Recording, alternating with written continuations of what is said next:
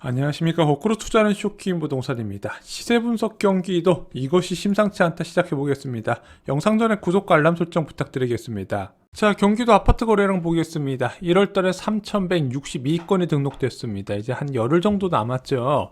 자, 이 거래량이 얼마나 많은가 적은가 12월달 거래량과 비교해 봤더니 한 14% 정도 감소를 했습니다. 자, 그런데 작년 12월 경기도 아파트 거래량이요, 금융위기 이후의 최저 수준이었거든요. 이거보다 14% 더 감소했다는 건 어떤 것이다?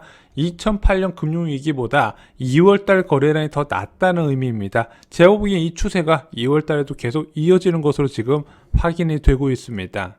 자, 거래가 되지 않다 보니까 매물이 계속해서 누적해서 쌓이고 있습니다. 매매 전세 모두 동일하게 일어나고 있는데 특히 매물 누적 상황이 되게 심각하게 나타나고 있습니다. 지난달에 경기도 지역의 매물 건수가 92,100건이었는데 이번 주에 93,900건으로 1000건 이상 늘어났다는 부분이죠. 전세 매물 건수도 300건 정도가 늘어났습니다. 매매 전세 계속해서 매물이 쌓이고 있다는 거죠. 자, 한국 부동산 통계 보겠습니다. 경기도 지역 마이너스 0.02% 매매 가격 변동률을 나타내면서 3주 연속 약세를 나타냈습니다. 전세 가격 변동률이요, 4주 연속 약세가 나타나는데 약세폭이 마이너스 0.04%로 확대가 됐습니다. 원래 겨울방학 시즌에 전세가 좀 약세가 맞아요. 일반적으로 입주 물량이 겨울방학 때 많이 몰려있기 때문인데, 그럼에도 불구하고 올해 입주 물량이 그렇게 많지 않은 걸 감안함에도 불구하고 전세 가격 약세가 생각보다 심하게 나타난다는 겁니다. 그것이 오늘 저희가 분석해드리는 10개 아파트 단지에서도 뚜렷하게 나타나고 있습니다. 이게 어떤 변화를 가져올지 뒤에서 정리를 드리겠습니다. 자, 경기도 지역 대표 10개 단지를 분석해 드리겠습니다. 각 아파트의 한두 개 평형의 매매와 전세 변화를 체크해 드리고요. 저희는 5층 이상 최저 가격만 비교를 해 드리고 있습니다. 전세는 융자 없는 매물 기준으로 체크를 해 드리고 있습니다. 자, 먼저 미사 강변 골든 센트로 살펴보겠습니다. 2월달에 실거래가 하나 등록되네요. 전용 59제곱미터 8억 7천만 원의 실거래가 됐습니다. 작년 최고가가 9억 7천5백만 원이니까 한 1억 정도 빠졌네요. 자, 매매 시세 보겠습니다. 지난주에 8억 8천이던 최저금 매물 이번주에 8억 9천으로 1천만원 정도 상향 조정을 했습니다. 84제곱미터 볼게요. 10억 8천이었던 84제곱미터 이번주에도 10억 8천으로 변화는 없었습니다. 전세 시세 보겠습니다. 59제곱미터 24평 전세 시세 지난주에 6억 이번주에 5억 8천에 융자 없는 매물이 호가가 조정이 됐습니다. 자, 84제곱미터는 지난주에 7억 이번주에도 7억이었습니다. 자, 보툴마을 1단지 신미주 아파트 살펴보겠습니다. 자, 이 신미주 아파트 동판교에 위치한 대단지 아파트인데 여기가 지금 11월 이후에 거래가 없는 상황이라고 말씀드렸죠. 작년에는 최고 17억까지 거래가 찍혔습니다. 자, 이 아파트 지난주에 15억 2천에 최저 급매물이 있었는데 이번 주에는 15억으로 2천만 원 정도 추가 조정이 됐습니다. 전세 시세 볼게요. 전세 시세는 지난주와 동일한 7억 5천만 원을 유지하고 있습니다. 자, 이제 과천으로 넘어와서 레미안 슈르 아파트 살펴보겠습니다. 이 아파트 실거래가 하나 등록됐네요. 전용 84제곱미터가 17억 2천만 원에 거래가 됐습니다. 저희가 최저가가 16억 5천에 지금 돼 있다 말씀드렸는데 그거보단 7천만 원 높게 돼 있네. 왜 저 사람은 비싸게 산 거죠? 이게 동하고 타입하고 그리고 향에 따라서 가격이 다르게 측정되기 때문에 저희가 말씀드리는 최저가가 일반적인 시세로 보기엔 조금 무리가 있어요. 실제 최저 급매물 보러 왔다가 다른 매물 보면 눈이 높아져서 좀 더 돈 주고서라도 로얄동 로얄층을 찾으면서 이런 거래가 찍힌다는 겁니다. 자, 전용 59제곱미터 매매 시세 보겠습니다. 지난주 13억 8천이었는데 이번주에 13억 7천으로 1천만원 추가 조정이 됐습니다. 2주 만에 한 3천만원 정도 하락을 했네요. 자, 33평 매매 시세 보겠습니다. 지난주 16억 5천, 이번주에도 16억 5천으로 변화는 없었습니다. 자, 전세 시세 볼게요. 자, 지지난주에 이 전용 59제곱미터 7억짜리 급전세가 나왔는데 얘가 소화가 되고 다시 7억 4천으로 원상 회복이 됐습니다. 33평 전세 시세 볼게요. 8억 3천, 이번 주에도 8억 3천으로 변화는 없었습니다. 자, 이제 용인시 수직으로 넘어오겠습니다. 용인 수지 신정마을 1단지 주공아파트 2월달에 실거래가 하나 등록됐는데 7억 9천만 원에 거래가 됐습니다. 지금 실거래가 등록되는 게 네이버 최저가보다 낮게 거래가 되고 있어요. 지금 여러분들 아시다시피 매수자 우위 시장이잖아요. 그래서 이렇게 한두 개 단지를 정하지 마시고 여러 개 단지를 후보군을 정한 다음에 네이버 호가보다 더 낮게 제시를 하셔야 그렇게 받아주는 집주인이 있을 때 거래를 체결하시면 됩니다. 그래서 일반적으로 하락장은 호가와 실거래가가 차이가 난다 많이 말씀드렸고, 호가 중심으로 하는 통계를 믿으면 안 된다 말씀을 드렸죠. 자, 25평 매매 시세 보겠습니다. 지난주에 8억 4천, 이번 주에도 8억 4천으로 변화는 없었고요. 전세 시세는 지난주에 4억 8천, 이번 주에는 4억 7천만 원으로 1천만 원이 추가 조정됐습니다. 자, 한 달 전에 5억에서 계속해서 1천만 원 단위로 조정이 되고 있네요.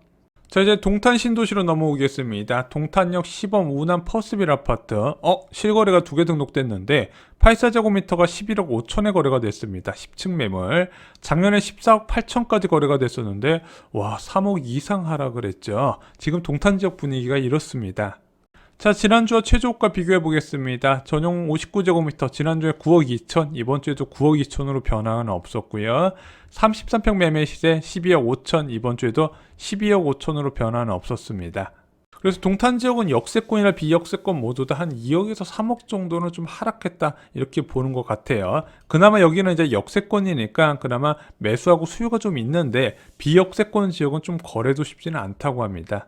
자, 전세 시세 보겠습니다. 전용 59제곱미터 전세 시세 지난주에 4억, 이번 주에도 4억이고요.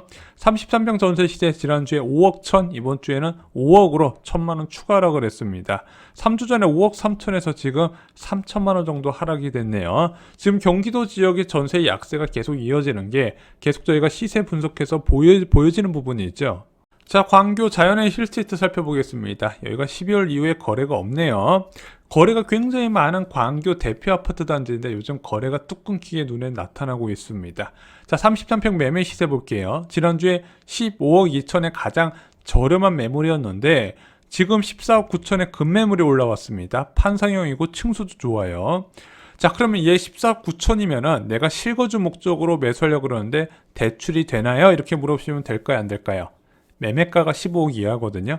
안 됩니다. 자, 대출했을 때 기준은요. KB나 한국감정원 시세예요. KB 일반 평균가가 15억이 넘기 때문에 얘는 매수할 때 대출이 안 된다는 거 잊지 마시기 바랍니다. 자, 84제곱미터 전세 시세 보겠습니다. 33평 지난주에 8억 3천, 이번 주에는 8억 2천입니다. 한 3주 사이에 3천만 원 정도 낮아지고 있죠. 지금 전체적으로 전세 가격이 계속 낮아지는 게 눈에 띄실 겁니다. 자, 이제 한강 이북으로 넘어가 보겠습니다. 4개 단지 살펴보겠습니다. 먼저 힐스테이트 다산.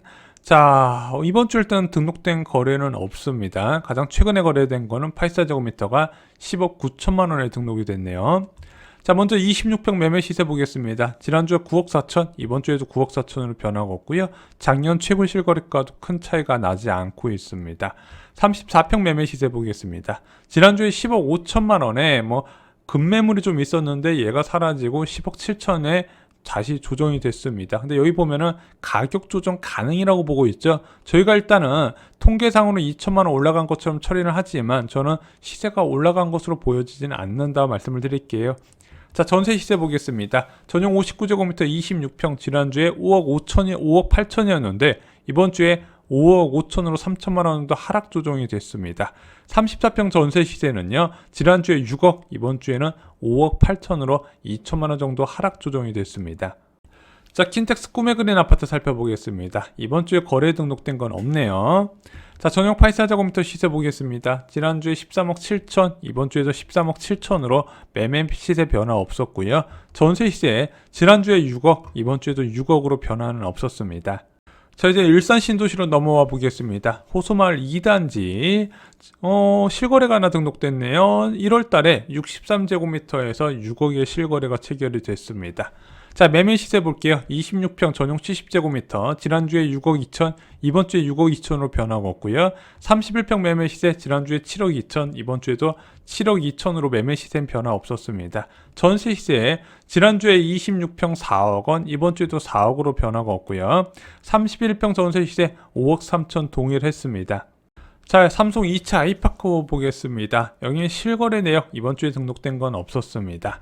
전용 74제곱미터 30평 매매 시세 보겠습니다. 지난주에 8억 6천, 이번 주에도 8억 6천으로 변화가 없고요. 33평 매매 시세 지난주에 10억 5천, 이번 주에는 10억 5천으로 변화는 없었습니다. 전세 시세 변화 보겠습니다.